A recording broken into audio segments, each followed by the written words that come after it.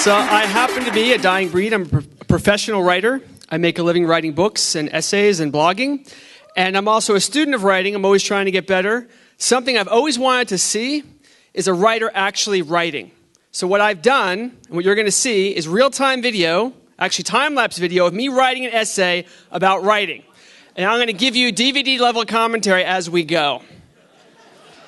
One question I always get asked as a writer is, where do you get your ideas? So you'll notice at the bottom, there's a list of ideas that I started with that's quickly falling off the page. Those ideas did not magically appear in the document. The way that I hack around the idea problem is I keep a notebook with me all the time. And whenever I hear an interesting idea, I'm at dinner, I'm at a meeting, I'm getting drunk at some bar, I write the interesting stuff down. And I keep it with me. And then whenever I have a writing assignment, I take that book out and I flip through it and I find the good stuff. Often there's a lot of bad stuff in there. I drink a lot. The stuff that I write when I'm drunk is often incomprehensible. The stuff that's comprehensible is often disturbing, so I skip past that stuff. The good stuff I take and I put in the document. That's how I get started. Now, you may have noticed that that list of ideas fell off the page. Sometimes on a good day like this one, that happens. That's good. I'll keep working. If I get far enough along, the page is no longer blank, I may take that list of ideas and put it back at the top. I'm trying to get some kind of structure. If I have enough words there, hey, all right, now how's it all going to fit together? I'll put that stuff back at the top. I'm not obligated to follow that little outline, but it's reminding me I should have some kind of structure to get from one idea to another. Second thing you might note, I was actually trying to find a synonym for the word grenade. There isn't one.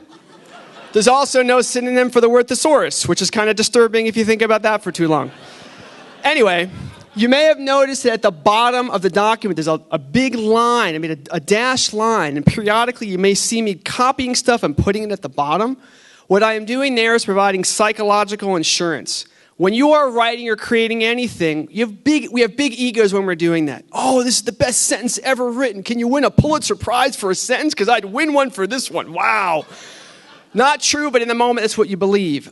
As I am writing, I want to find a way to make myself feel okay with taking stuff out. Good writing is concise, it's tight. That only happens when you riff stuff out. So I convince myself with that dotted line that I can take a sentence out, and I tell myself, I can put this away for now. I'll find a use for it later because it's so amazing. I almost never go back to that pile, but that pile gets big as I go, and that's really the higher level goal. Now, another common question I get asked as a writer is what to do about writer's block. What do you do when you're stuck? And my solution to the problem is a little bit unusual. I don't believe writer's block actually exists. So what you're seeing right now is actual real-time video. 1 second equals 1 second. And you may notice that not a whole lot is happening. There are moments when I am stopped writing, and what is going on there is a shock. I am thinking in those moments. Actual thinking is going on. That is very important to the process of writing. The entire enterprise of writing, if you think about it, is one person, thoughts in their brain. They're trying to distill that down into the medium of words, have another person come along and read that, and replicate the same thinking that the writer had in their mind in the reader's mind. That's not easy to accomplish. That requires effort and thinking and thought. And so when I'm stuck, I'm realizing, okay, now I have stuff to think about. Can I rewrite this differently? Is there a different point I could make? Is there a different sequence of ideas I can put together? And if I can't solve that problem locally, then what I do, this is a very important technique to know, I go back to the beginning and I start reading. Thinking like a user experience designer, this stuff's going to be read, so I should be thinking about how it's going to be read as I'm writing. And I go back to the beginning, and I start reading. I go through. I may make changes, try to clean it up, make more sense, have some logic flow between it. I'll rip some stuff out, and I'll work my way all the way through until I get to the point where I had been stuck before. And invariably, that process of reading as I am writing changes the trajectory of the ideas. And when I reach the point at which I was stuck before, this new trajectory is a little bit different.